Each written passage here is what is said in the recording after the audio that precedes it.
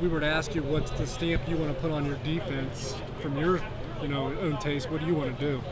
Well, we want to play good, sound defense. We want to be aggressive, and we want to fly to the ball, and we want to hold up when we're called upon. I think that's the biggest challenge is, when the game's on the line and the defense is called upon to stand up, but we need to do that. So I don't think everyone expects maybe wholesale changes, but for a fan that was watching, what do you think is the biggest change they would see with your type of defense? Well, hopefully that, we keep playing good, sound defense and we tighten up in a few areas that we've been lacking. I think our big three main goals are, we got to eliminate the big play. We got to be better on third down, and our pass defense needs to improve. Continue to be solid against the run, but our pass defense needs to improve. That's our big mission.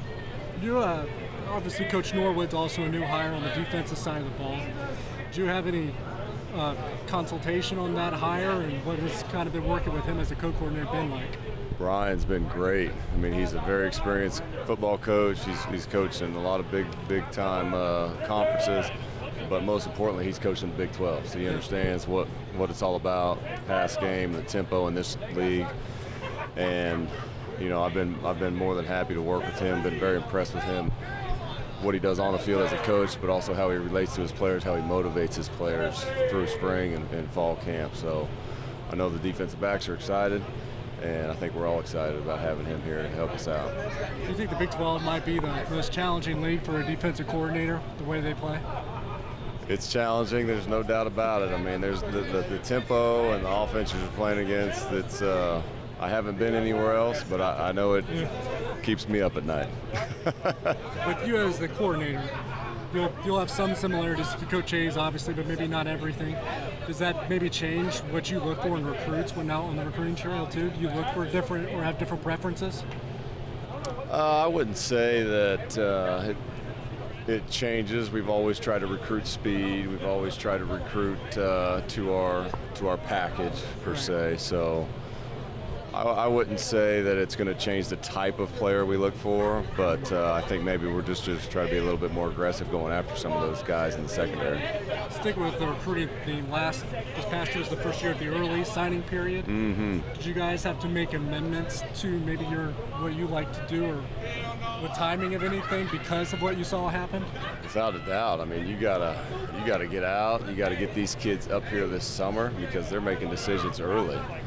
And with the bowl game and bowl prep going on after the season, getting ready for that early signing date, I mean, it's tough. It kind of moves everything up in the recruiting process. So I think that's a big push now going forward. Is you got to try to get your guys here in the spring or the summer going in, and try to have a lot of your class kind of locked up before you start the fall. Did you guys place more focus on doing that this time around? We certainly tried to. I think it was a little bit different with the staff changes that we had going on, because that caused some emphasis to be put other places. Just getting the staff in order. But no doubt about it, that's what you got to do nowadays. How tough is it for a new coach to come in at the time they did, because they have to learn everything before spring football, right? Absolutely, yeah. They have to know better than the players. They do. I mean, we have a little bit of an advantage here because we have a later spring ball than a lot of schools around the Big 12 for sure.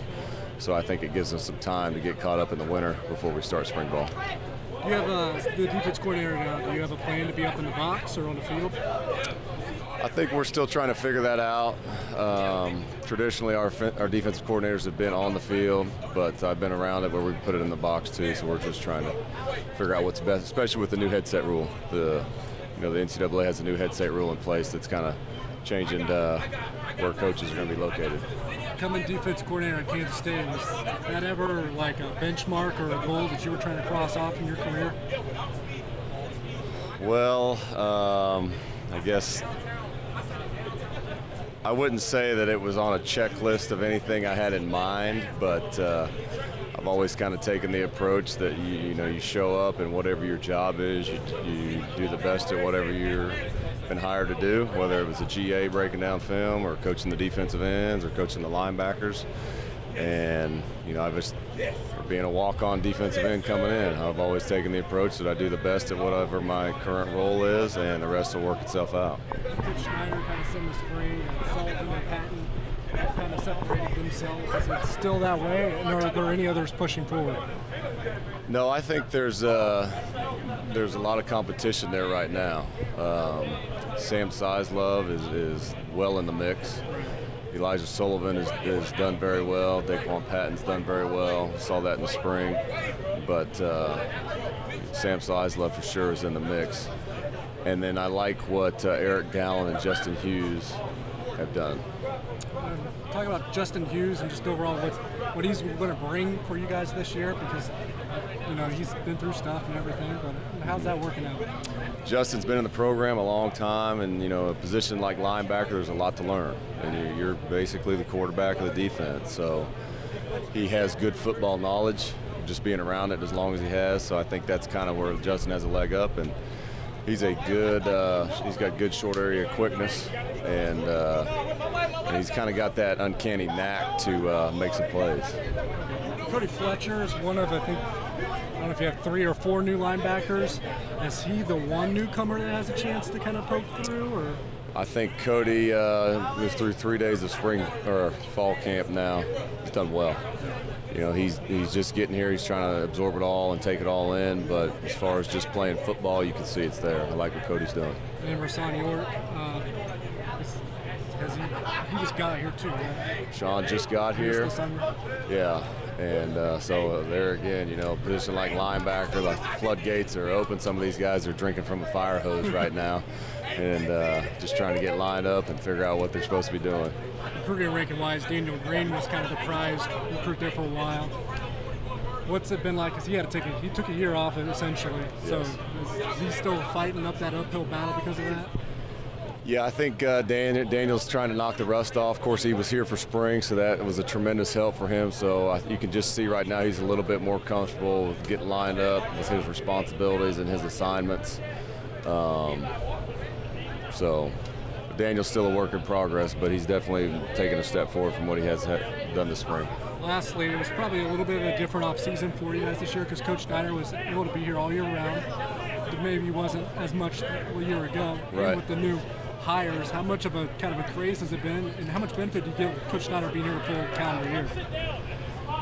Well, yeah, it was unique with him being gone, getting treatments and all that. So I think now it's been back to normal, which has probably been good with all the new coaches that have been here, and been sitting in a lot of meetings, getting ready for camp. So it's good to finally get on the field and actually see what we got instead of just sitting up there talking about it.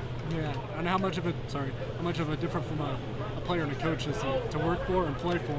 What's that difference? Coach like? Snyder? Yeah, you're one of the guys that's done it. I think it's very similar, actually. I mean, you know what the program is, you know what the system is, you know what the expectation is. So to me, it's demanding when you're a player. It's even more demanding when you're a coach. Everything's just ratcheted up a notch.